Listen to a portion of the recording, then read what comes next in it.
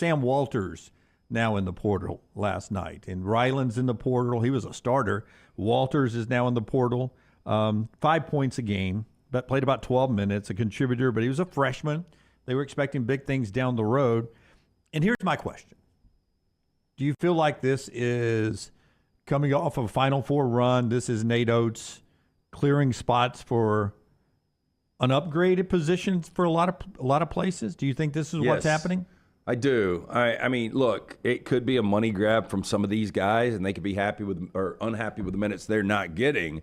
But to me, Brown, Alabama basketball is in the best spot it's ever been in, and you've got some really talented guys that we know that are coming back, and then you hear about these All-Americans coming in. You've only got so many scholarships. I will say the portal is the new recruiting violation.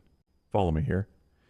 Back in the day, you were a top 5 recruiting class. The other top 4 cheated like crazy, but you didn't. That's right. Yeah. Guys just wanted to come to your place because of all the things you like about your school.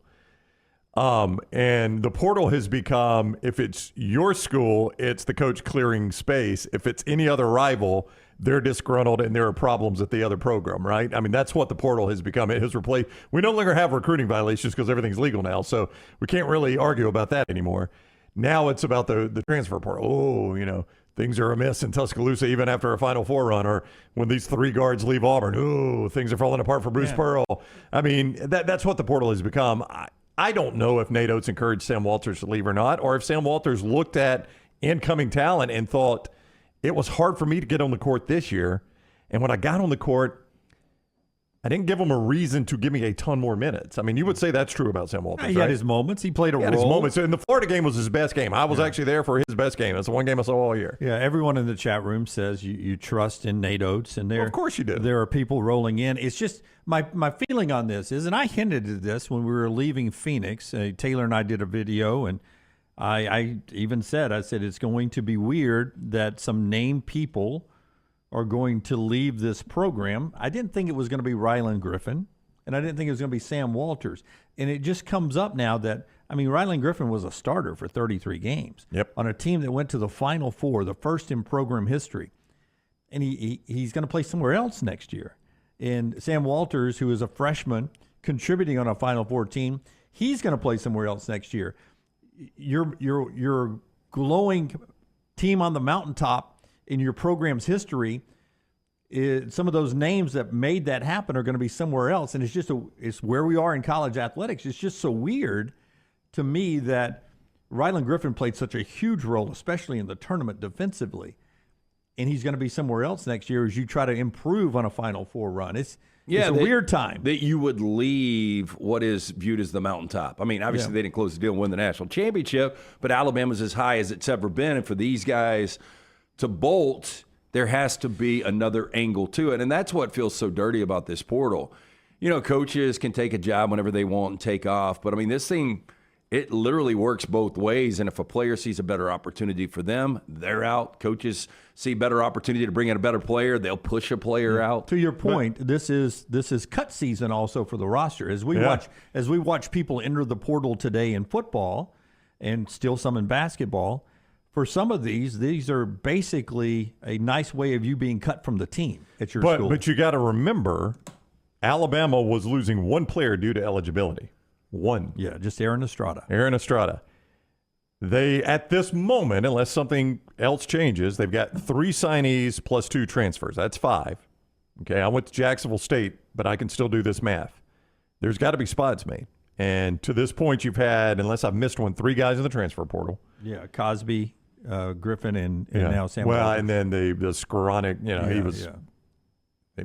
That was a end of the bench walk on guy. So, but you got 3 guys in the portal, and you got a guy that's losing eligibility. You can do the math here. You gotta have some room now. Did they want it to be Rylan Griffin? I don't know. Do they want it to be Sam Walters? I don't know. I don't know the answer to those questions. But I do know you got to make space. Yeah, and you only have so many roster spots. In a situation where a Rylan Griffin comes into Nate Oats, hey, look, I think I'm going to take off. Nate then becomes the sales guy on trying to keep him and recruit him back. But if he's like, I've got to give up some of these spots anyway, we really like Rylan as a player, but we feel like this guy coming in is going to be as good or better, then you don't battle as hard. That's a horrible meeting, by the way. I did that one time in negotiations. I went in expecting them to beg me to, oh, Jim, don't think about leaving. And they were really quick. Okay, well, thanks for coming in. And I walked out and I was like, I'm going to give this a beat a little bit. I'm going to go back later on today. And I was like, but I really do want to stay. I really do. And I was like, because if that meeting goes too fast, you think to yourself, oh, really? I've got no leverage at all. Well, Zero. You always be prepared if you are willing to go to actually go. Yeah, but I do think this day and age, a school, almost any school in basketball, there might be a handful that don't have to think this way, but Auburn and Alabama have to think this way. The NIL money is not unlimited. You've got a budget. Now, it's a bigger budget than most, but it is still a budget, right? The NIL money is not unlimited, and if a Rylan Griffin or a Sam Walters comes in and says, I would like to see this much money. At some point, if you're Nate Oats, you do have to make difficult decisions. Again, I brought up the situation yesterday. Christian Wilkins is my second favorite Dolphin on this team. It was a money decision. The Dolphins would love to have kept Christian Wilkins. You know what they did? They started doing math and were like, for what he can get in free agency, we just can't keep him. This is free agency. Yeah, and at some point, when somebody walks up to you, you're just like, we just can't do it. Yeah, I wonder if I'm reading this wrong because I don't know if this is necessarily a money thing. Like, I think Alabama with Griffin or Walters with Griffin. Yeah. Oh, I don't know. Yeah, that it is. I'm just saying that I think they could have gotten in the neighborhood, but based on the fact that more so the numbers, as important as the NIL numbers are, the scholarship numbers are the scholarship numbers. Texas, and you can only have so many guys. Yeah. Texas lost 2 starters yesterday. There are only 2 returning starters, I think.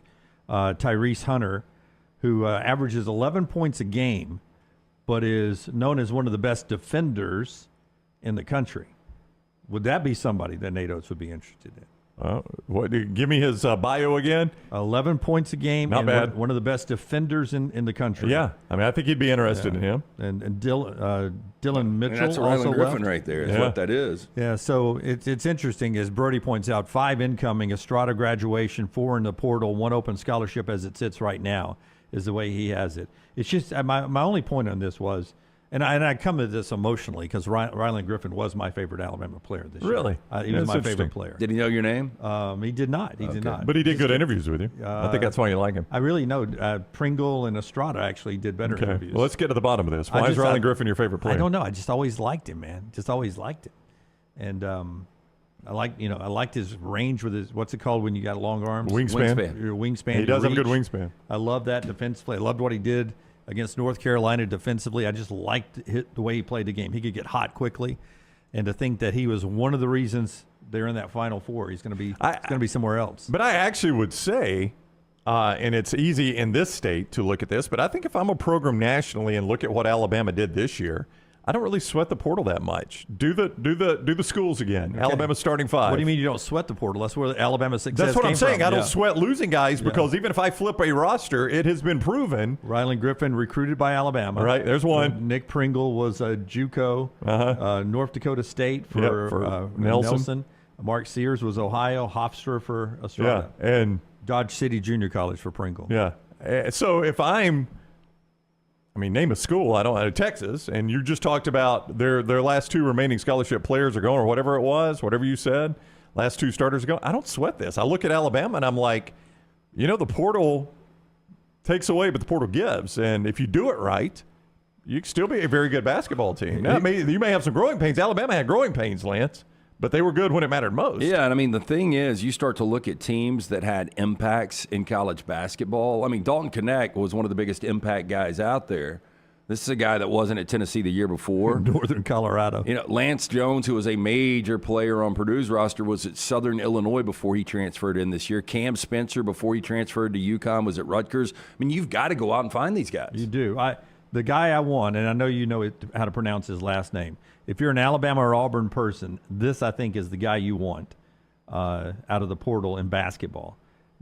Dayton guard Kobe Brea, B-R-E-A. Is that his name? Why do I want him? A 6'6" guard, 11 points per game, hits 49% of his shots when he shoots threes. 49% behind the arc. Pretty good number. How many has he shot? Well, not many, Brown. Wow. But he Well, I mean, averaged 11. if he shot 15, it would be one thing. Well, I'm going to go look. Where did he play? They played at Dayton. He was Okay, he 11 played for points Anthony Grant. Yeah, 6'6", 11. I want either him or I want the Tyrese Hunter guy or both. I can be greedy. And that's just the guys who hit the portal yesterday in basketball. You know, Anthony Grant, it's going to be fascinating because he's got multiple guys on his team that people are going to be coming after. Isn't it crazy how well he's recruited at Yeah, Dayton? but Brea is already in the portal, right? Mm-hmm. Yeah. Entered yesterday. Yeah. So he's out there if somebody wants him. No, well, I mean, you want him, right? Yeah, sure.